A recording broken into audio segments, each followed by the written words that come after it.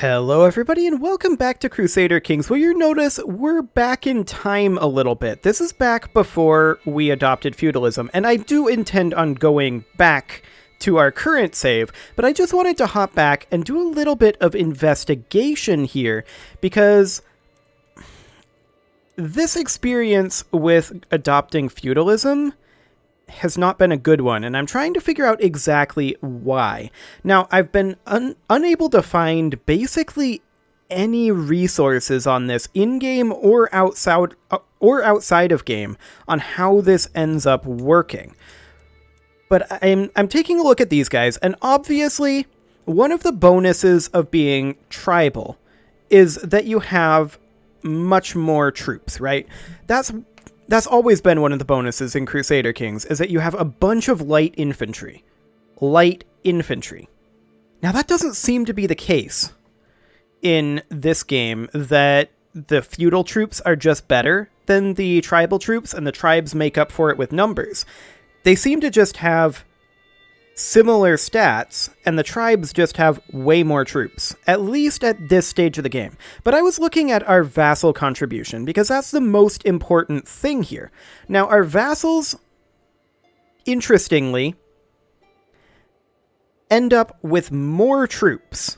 So, like the King of Bohemia here, in our current save, he has about 2,500 troops, and he has in total 1,463 here. Yet he is contributing 9,102 because he's at 100% contribution from our level of fame.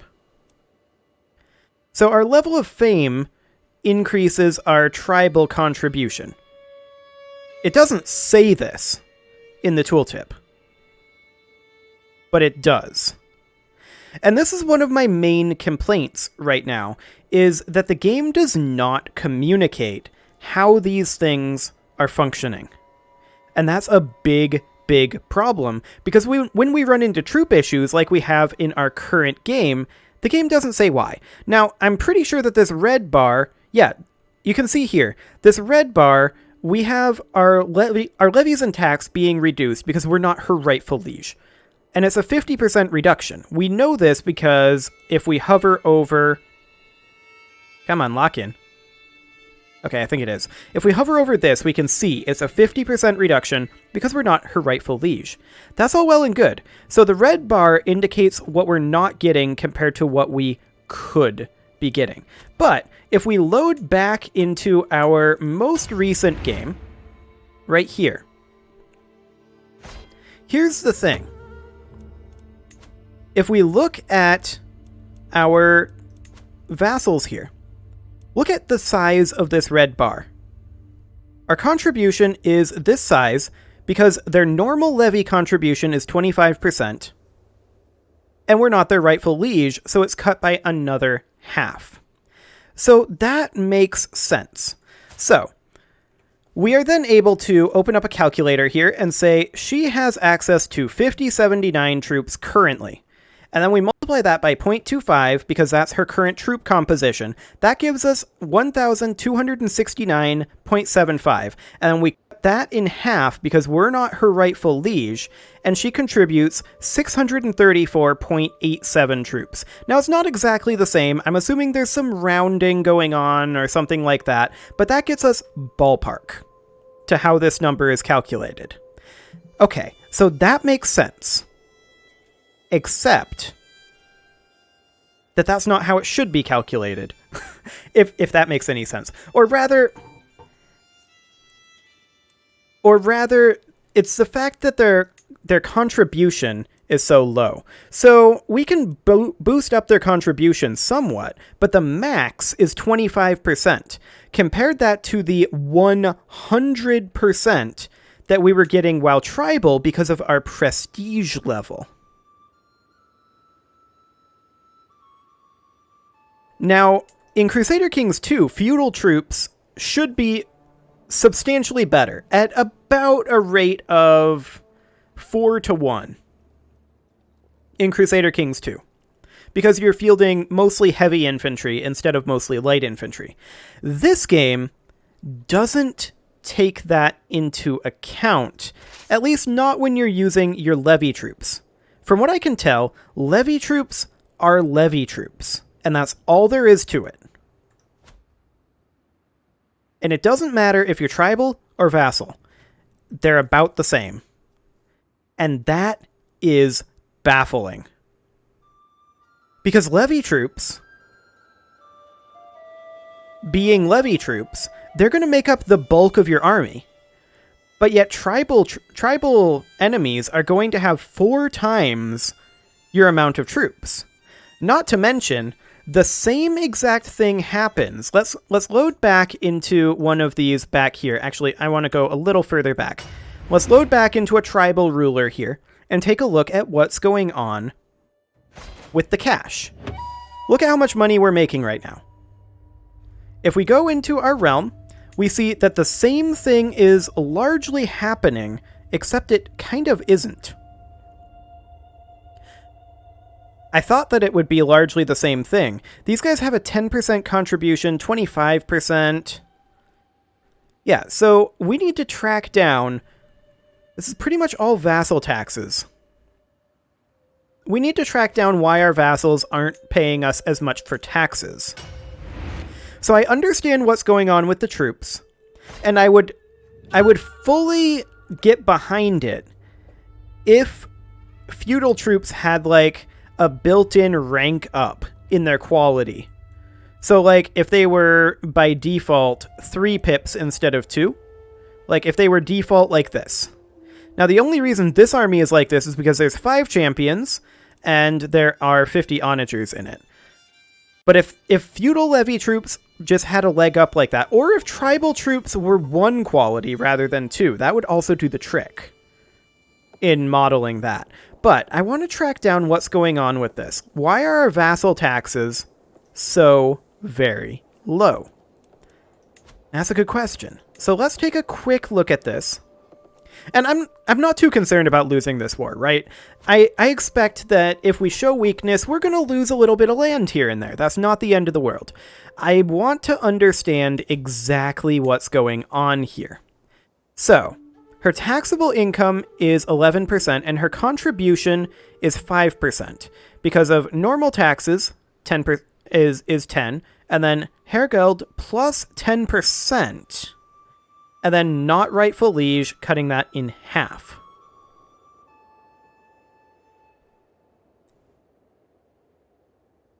Okay, so this is actually 10%. Right? This says 10%. This says just 10. I'm wondering if this is added or multiplied together.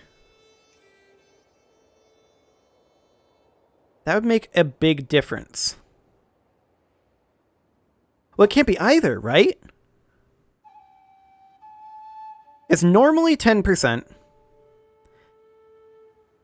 This is just plus 10% gold. Okay, so this would be multiplied. So it's normally 10%. We're not her rightful liege. So that's what puts that at 5%. Got it. What about, for example, this guy? He's at 11%. So... is that about 11% of that bar? I guess probably somewhere around there.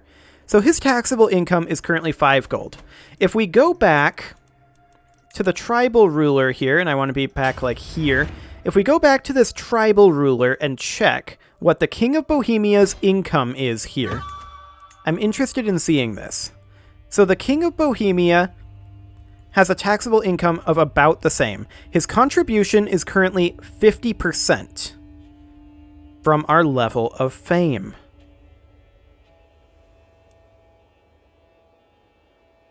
Fascinating.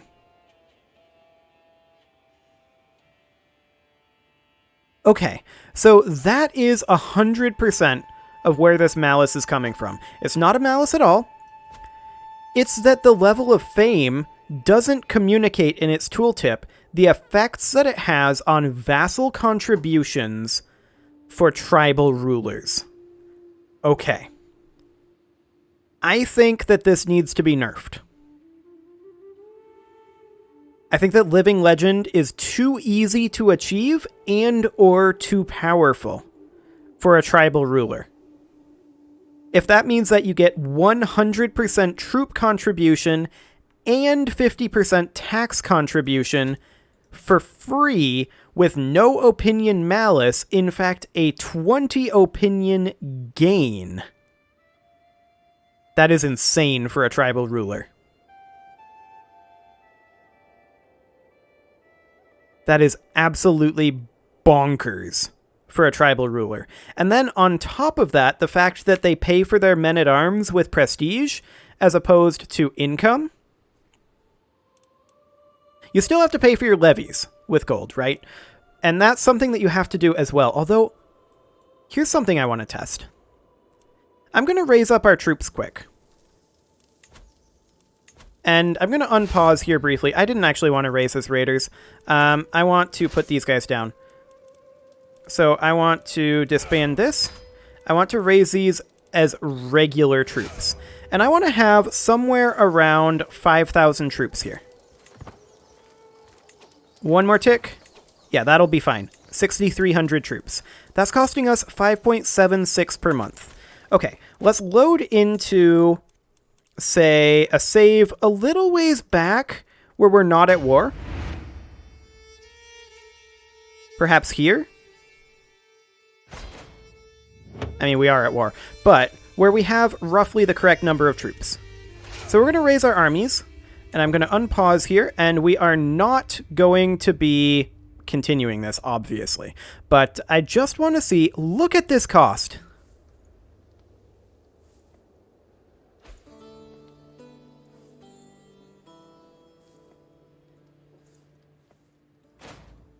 For fewer troops, it's costing twice as much to have them raised. For 2/3 the number of troops, it's costing twice as much.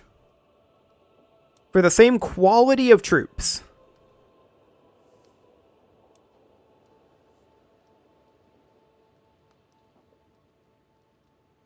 That is insane.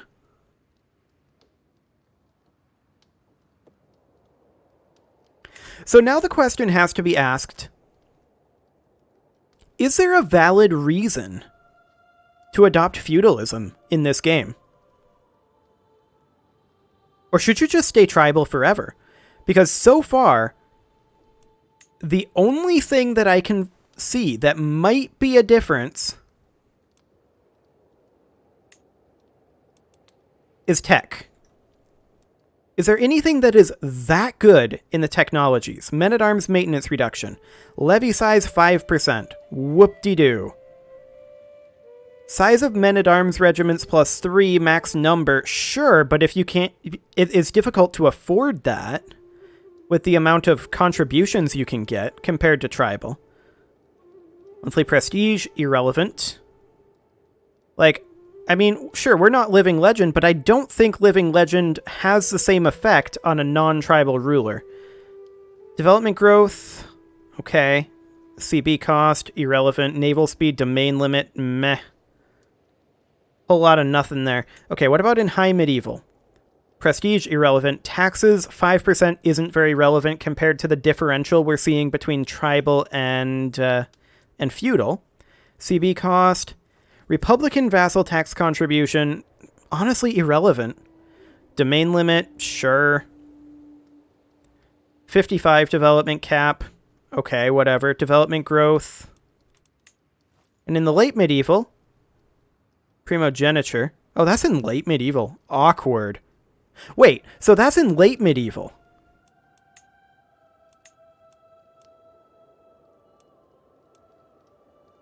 This would require heraldry. Heraldry is in the High Medieval period. And High Partition also requires heraldry. Hereditary rule is partition rather than confederate partition.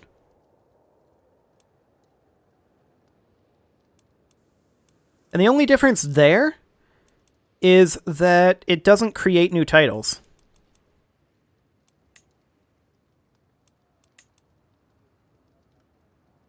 So the main point of pushing for succession laws and for having tribes have such high troop numbers is because they have to go with the bad inheritance law.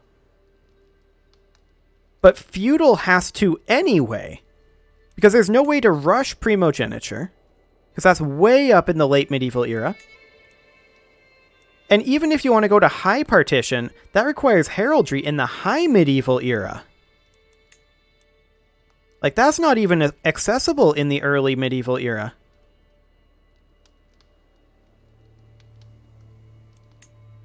Okay. So building construction time, vassal opinion, CB cost, prestige, domain limit, higher development cap, development growth, regional things, like,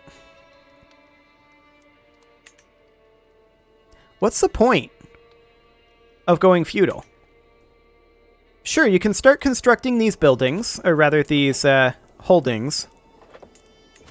It's all well and good. But the question is, how long is it going to take you to get back to the level of power that you had as a tribal government? And even if you do, how far behind are you going to be from what you could have conquered as a tribal government?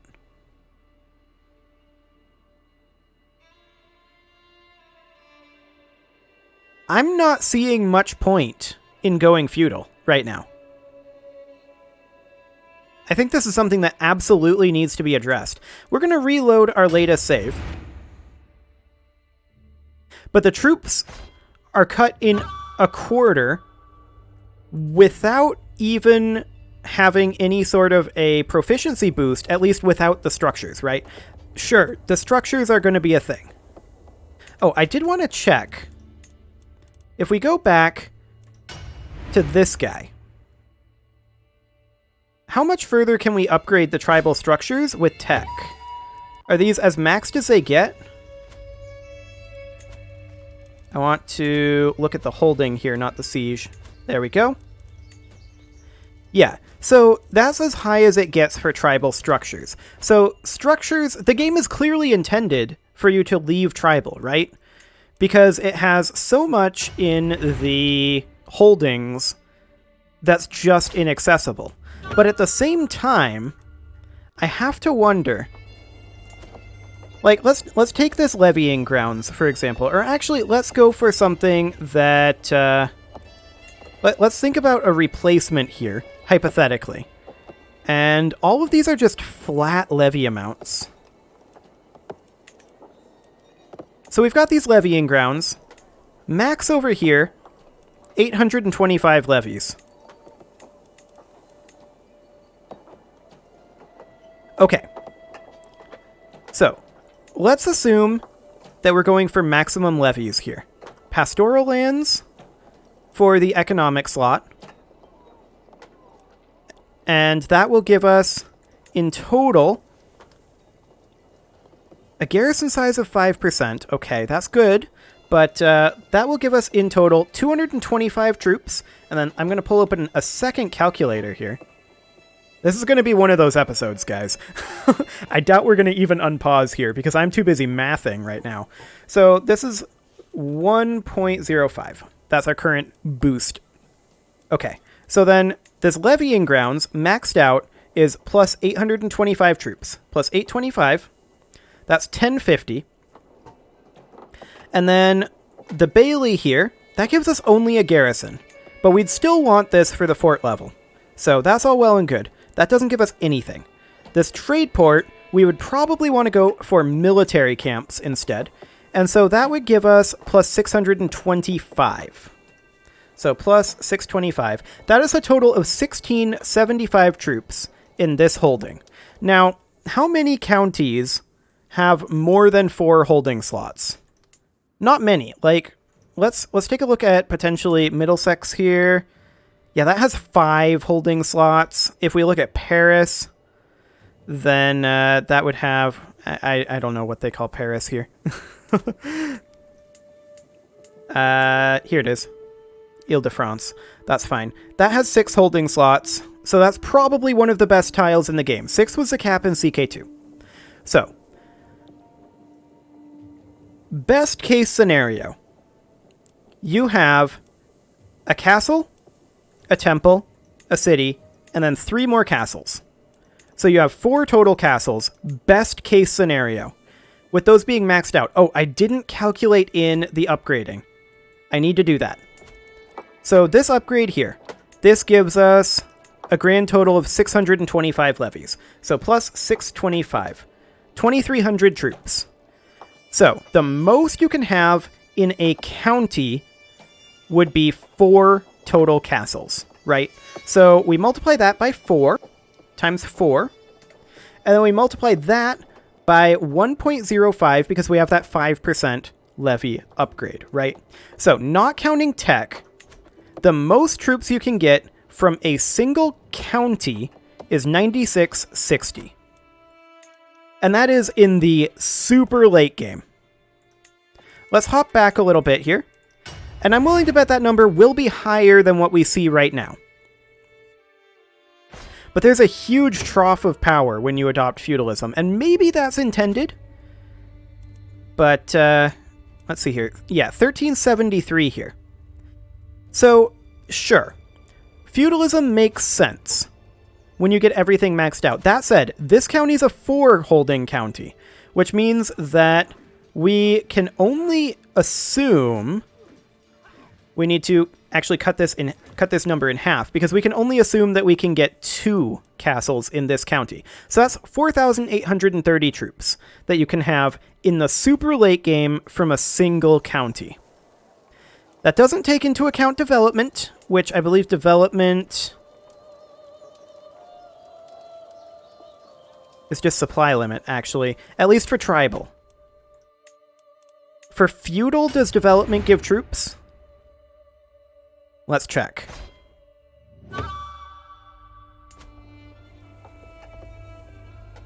Yes. Yes, it does. So that's up to a 50% increase. Okay. So here is the way it appears to be arrayed. And this is something that I really, really wish that the game would communicate better. When you first adopt feudalism, there will be a huge power trough. And I mean a tremendous power trough. Now, the reason for that is because your levies don't improve in quality. I'm now understanding exactly how all of this works, and having mathed it out, I get it. But I gotta say the game communicates this very poorly.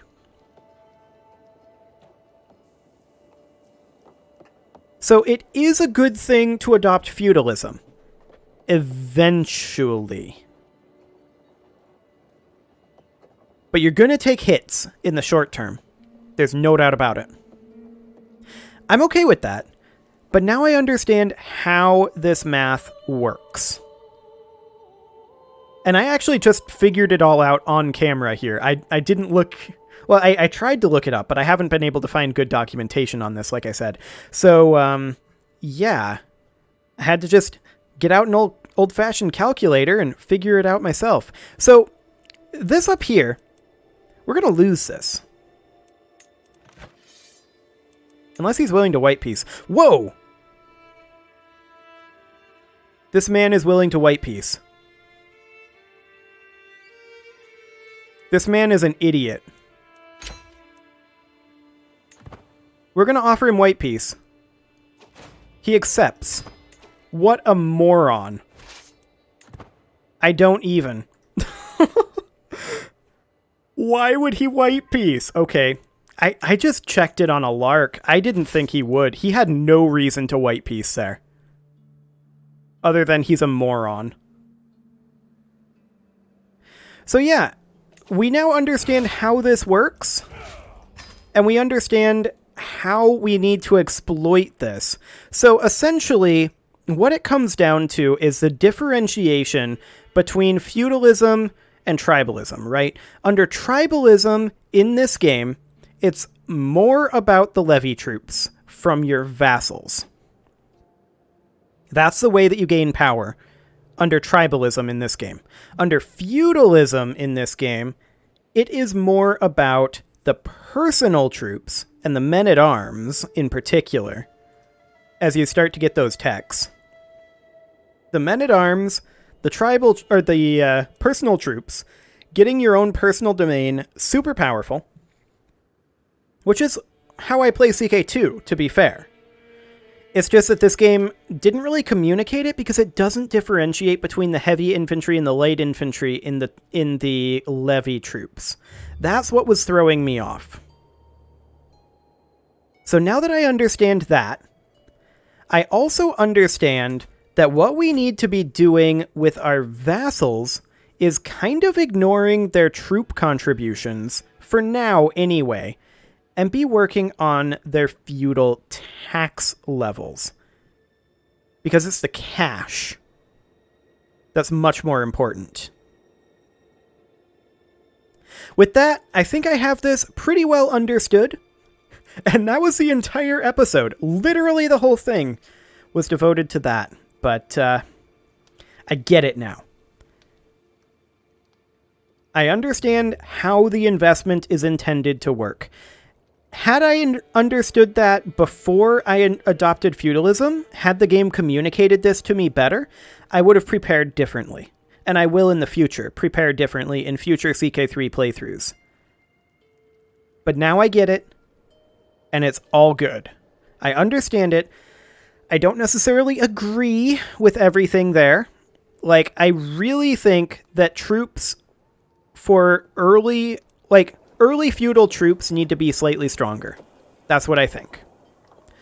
Not a huge amount stronger, because they have to contend with tribes. And that is the way it worked in CK2, and I think it needs to work that way in CK3 as well. But now I understand what's happening there. I also understand how the prestige contributions work for tribal rulers, which is a big deal, so that's all good.